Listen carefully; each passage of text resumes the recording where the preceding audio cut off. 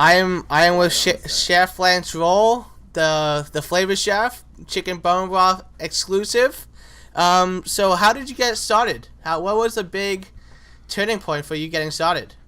Turning point. Well, first of all, you asked me the question of who are you, and what I really want to know is who are you? Right? Who? Yeah, exactly. Who are you? Exactly.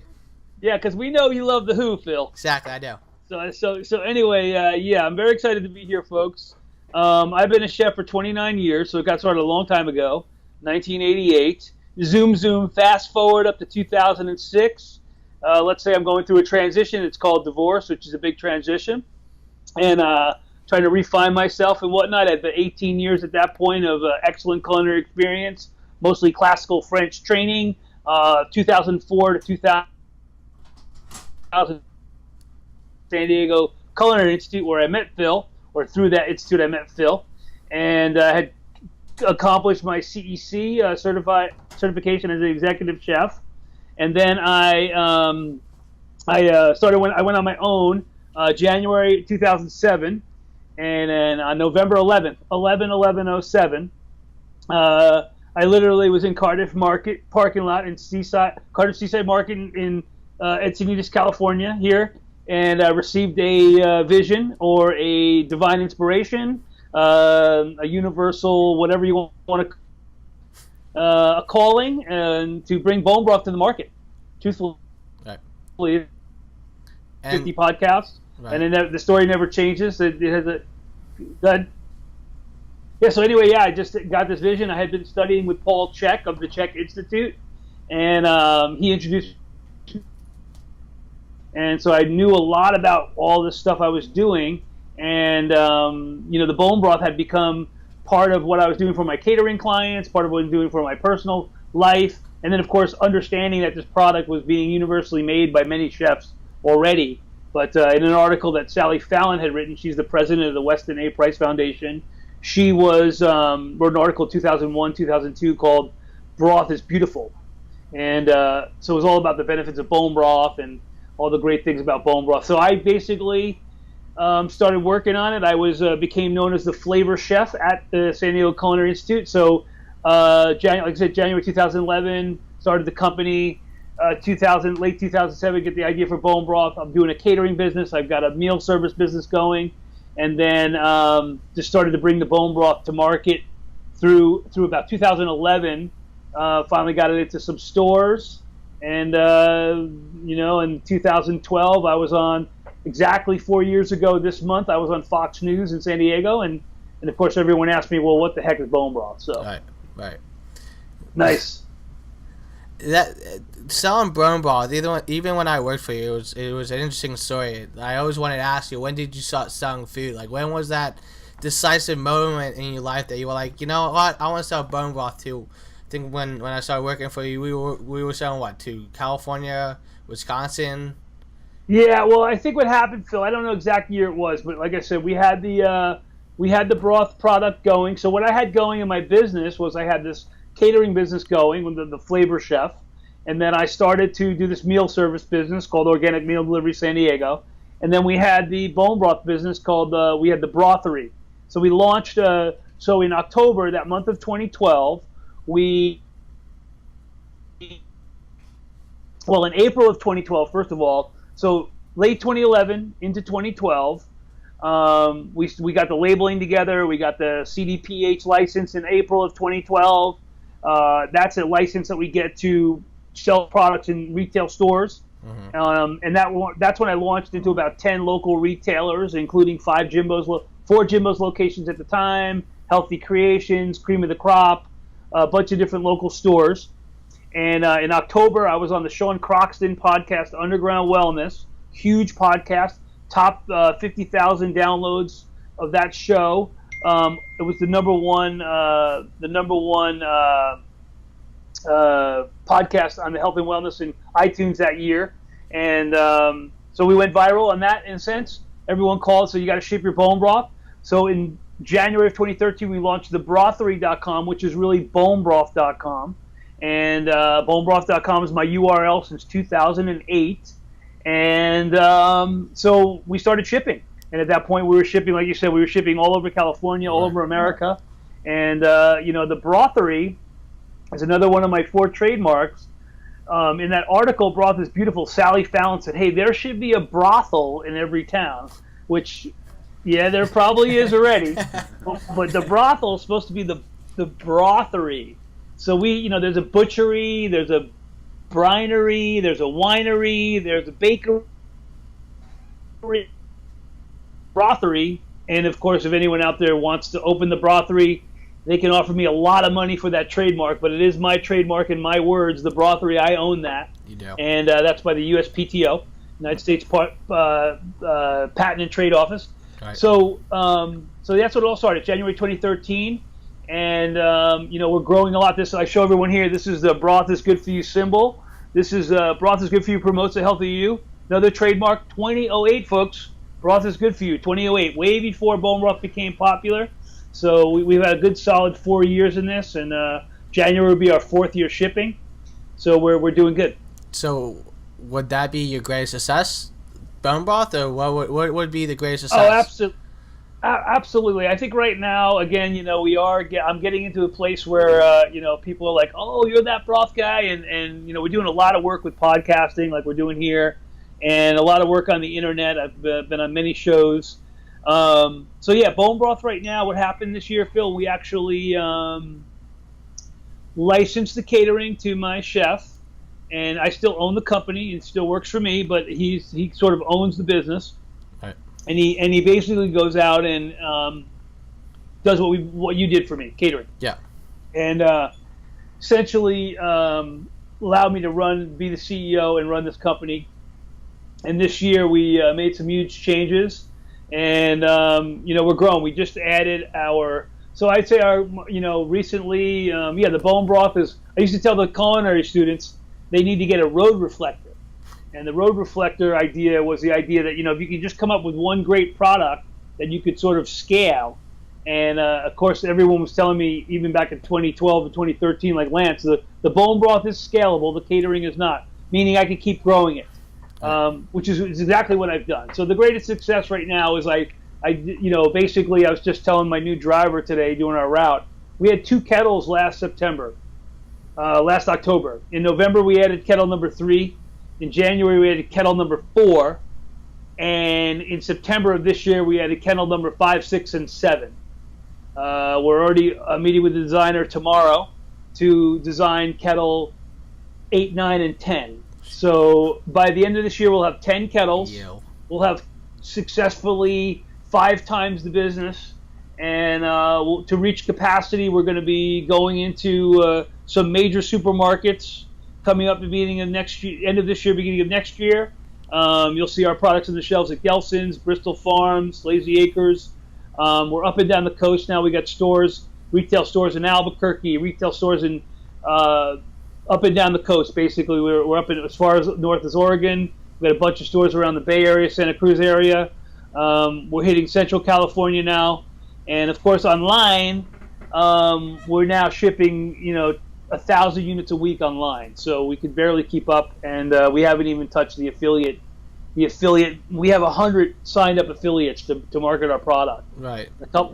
And combined audience of probably 10 million. So I mean, on the other side of the table, working for you, for so many years, you had to have challenges. Like, you had to be stressed out. Like, what type of challenges did you come across? Like, in life, Yeah. After my biggest challenge, which was Phil Gintout. Yeah, I know. Which we had the A team.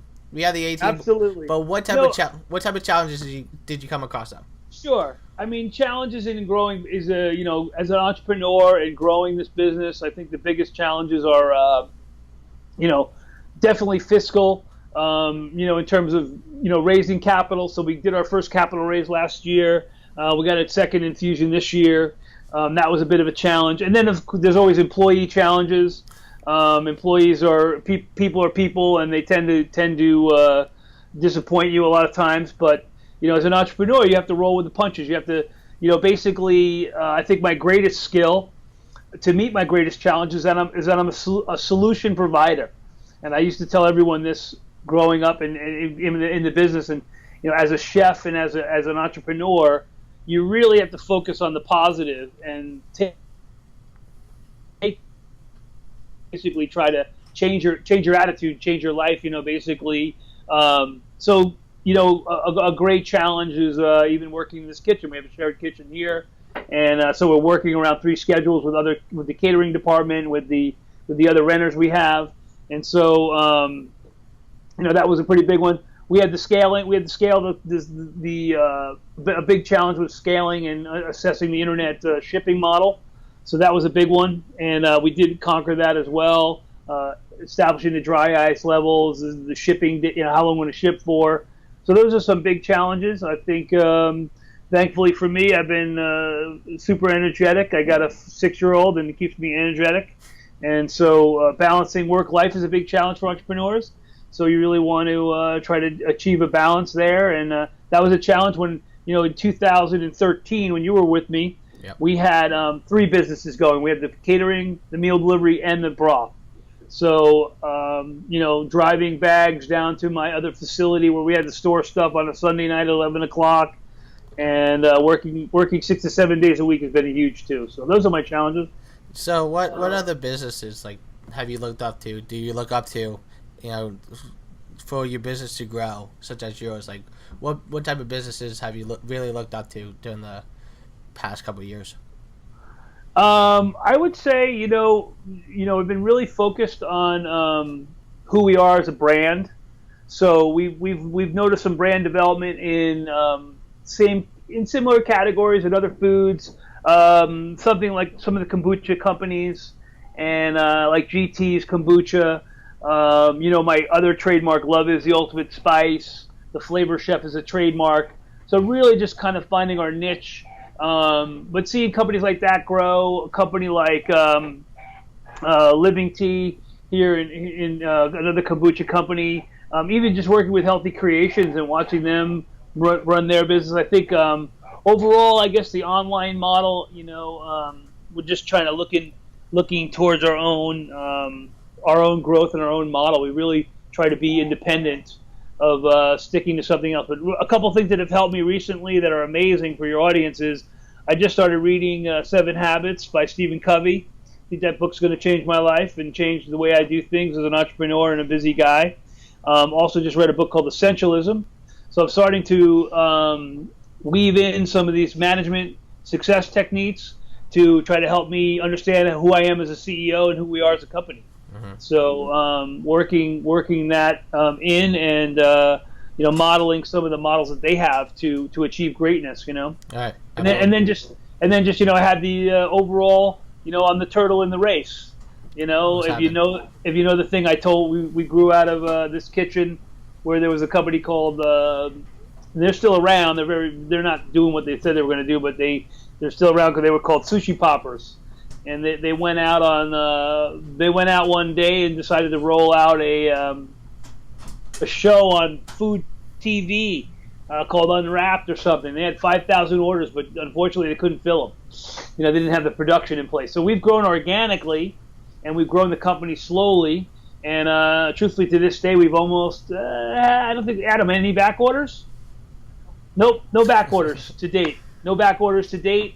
We've been real tight on inventory a couple times, but we managed to make everyone happy, and we're going to keep growing that way. So we also have a new thing, Tasty Excellence. That's our goal. So cool.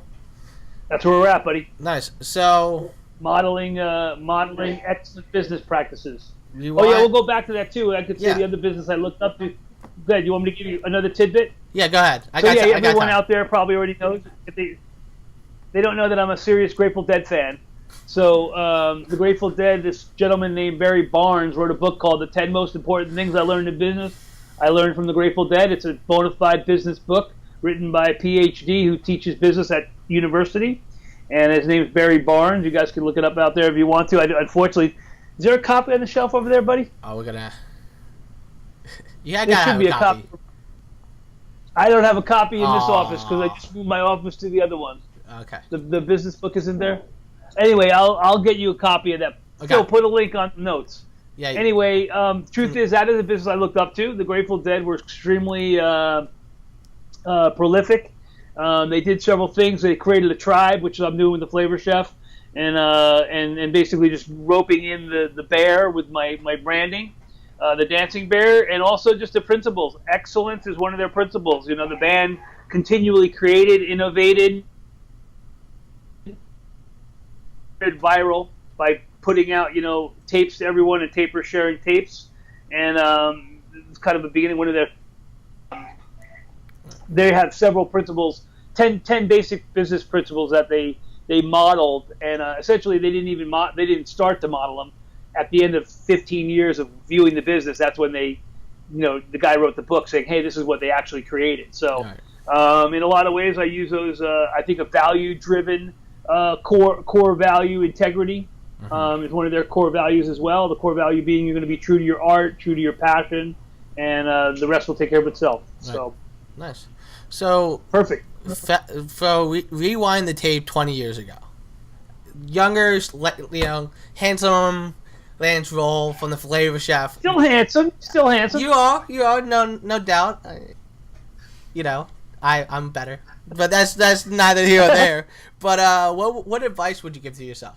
What advice would you give to yourself about, you know, any challenges now, any challenges online, about making bone broth? Like, just how would you better yourself? Yeah, I saw that question. I gave it a little bit of thought too, because you had said to me yesterday or the day before. Yeah. And the you know, thinking back, I think one of the things I might have done was, you know, again, and I've seen this happen before, and I kind of go backwards sometimes. Is I might have done a little more market research on sort of what it means to be in this business.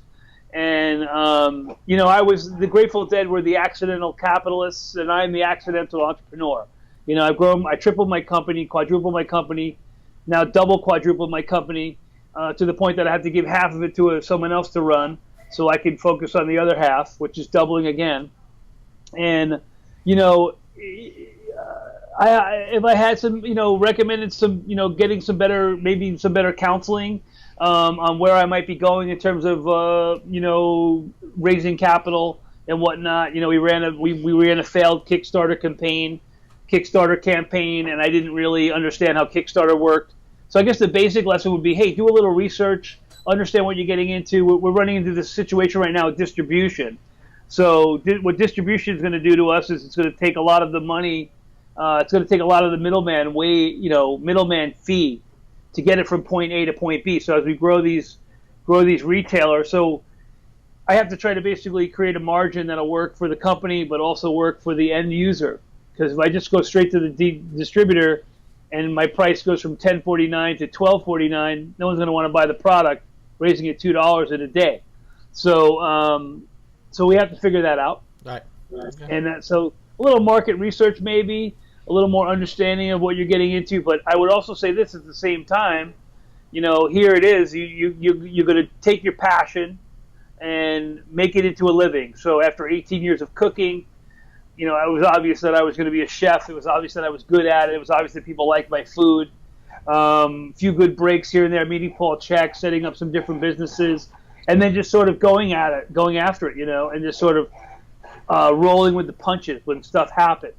And, you know, really having no capital at all, I basically started from negative $60,000 and after my divorce and started to build this company. But, you know, I would say on the other thing, too, it's like maybe we could marry that with some of the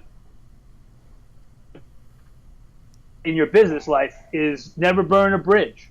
You know, I could look back 20, 30 years back, 29 years as a chef, 30 years in business, 30 years, 19 would be, we'll put us what, 1987, sure, year up to college. In working, I could go back to every boss I ever worked for, they'd hire me again. Nice. You know, left every place in the right way, made friends, shook a lot of hands, did a lot of networking, and you know, it all builds brand, it builds business, it builds camaraderie, it builds trust, and basing everything on integrity. I have a saying, integrity will never fail you. Nice. So could you go back to, you know, thinking about limitations on food, you know, online and distributing food online, and, you know, how do they differ? Like, how do Well, yeah. Again, it's interesting, Phil, because right now, truthfully, the internet is actually is the Western frontier. Yeah. You know, it's open game. I mean, basically, you can do anything you want. Mm-hmm. We had a meeting with the USDA inspector, and you know, even say for restaurants are not under the USDA. Okay. You know, they're under the county health or whatever. Mm-hmm. So our location is under county for a couple of reasons, but mostly under the state. And online, though, they said we don't really care what you do, Mm-hmm. you know, because they're not able to regulate it yet. So I would say, you know, but the most important thing is you know, going backwards again, using integrity as a model. When we jumped in 2012, I went and got my license. I went and did the nutrition facts. I sent my products in to be lab analyzed. So I was giving an honest product, an honest interpretation of what was actually in my broth, sourcing the best ingredients. So I have confidence in whatever package I send out to whoever that it's going to be amazing and that it's going to be excellent. And our number one quality lately, simply put, is people calling us and saying, I finally found a bone broth that tastes good. All right. So sticking to my principles, philosophy, training, and producing an amazing product. And So and how many states do you do now? Online business. How many states do you ship broth to? Is it all over? Are you it just ship? froze up. Did I? We ship, yeah, right, yeah. We just added Alaska and Hawaii right now, Okay. and Alaska and Hawaii are 2 days, two day pay per delivery. Okay. But we have a free shipping model for the lower 48. Cool. And so everything from Maine to Florida to Oregon to Washington, you know, obviously we're here in California, so anywhere there we go ship ground for 3 days. Everything goes 3 days select. Okay. What was the other part of that question you were just asking me? You were asking me about online, right? Shipping or yeah, online shipping. Yeah. So I mean, shipping was just another thing that took us a while to figure out, but we're working with FedEx. Mm-hmm. We had a great product and a great company behind us, and again, we made some good deals with them, and you know, just always working the bottom line. If I didn't tell everyone, we're at bonebroth.com, by the way, founded in 2008 by yours truly, and that's where you can get all the bone broth you can drink, and the most excellent bone broth in America. It is delicious. I always say take advantage of whatever chance you might have to tell people about your brand and everything else. So Right. Well, thanks for your what time. else, Phil? Nah, that's it, Chef. That's all the questions I got. I mean, me and you could reminisce and catch up later. But now, Well, that was only 23 minutes. We can go a little longer if you want. You wanna go I'm longer? good if you want to, though. I mean, so what advantages, right? What are some of the advantages? So, What? bone broth. You want to talk benefits? Yeah, you want to talk benefits? Let's talk about benefits. Let's talk about the positives. Let's talk about the positives. Okay. Well, a couple of things. One is, you know, bone broth, healing food. It's been around for a long time. It's a cultural food in many Asian cultures, Caribbean culture. The whole idea of utilizing the whole product, you know. So in other words, you're not going to throw the bones away. What do you do with the bones? Well, let's make soup out of them. Simmering bones for a long time is very good for you. And Elias, the term broth is good for you. And the reason is because we simmer at a low temperature. With our particular product, we have Palomar Mountain spring water. We use only certified organic ingredients. So all three products are certified organic. All three products are verified non-GMO. Not just organic, but verified non-GMO. And some of the other benefits, you know, it's a digestive aid. The collagen and gelatin we produce in our bone broths every time we make them, and we're guaranteed to have them in there for you because our process yields a serious cup of deliciousness, as we say in the coconut soup. Right. And the basic idea being, you know, your immune system is in your digestive tract. So if you heal your digestive tract, you heal your immune system, you're going to heal your body, and that's the main benefit. Right. And so, 10 kettles. Yeah. 10 kettles, right? Yeah, 10 kettles? A lot of kettles from when I was there. Yeah, we have. So how many bones are you doing now? Bones, Jesus, man, it's in the thousands and thousands of pounds right now. We're probably doing 1,200 a week of beef at probably, I want to say, let's see, we'll do 130 times 4 is 520. Yeah, 1,500. Let's see, we're doing 6,000 pounds a month of chicken. 4,000. Because what was it? 4,800 pounds. 2 boxes each. 2 boxes each. Yeah, no, I'm not even going to go there. But yeah, no, we have a lot of bones in our product. But yeah, we think of all the. Yeah, we're going through. Just think about what we're doing fiscally. We're definitely into the. We're definitely growing at a pace that's incredible right now. Right. So we're just basically tightening them up, and I got so many punches I got to roll with. It's crazy, but it's good. That's fun. Glad that I gotta tell you, I am having the best time of my life right now. Are you? I try to make this like easy going for you. Oh yeah. I'm like, you know what? I was nervous too. I was like catching up with you because I haven't seen you in a while, still. And I was like, you know what? Exactly. Thanks. I appreciate the call. I appreciate the. Yeah, no worries. Yeah. Yeah, and Flavor Chef, bonebroth.com here. Chef Lance, if you have any questions, give me a call or holler, email Phil. Call. And push them my way. Thank you, guys. God bless. Chef. Take care. Have a wonderful week. Bye. Bye.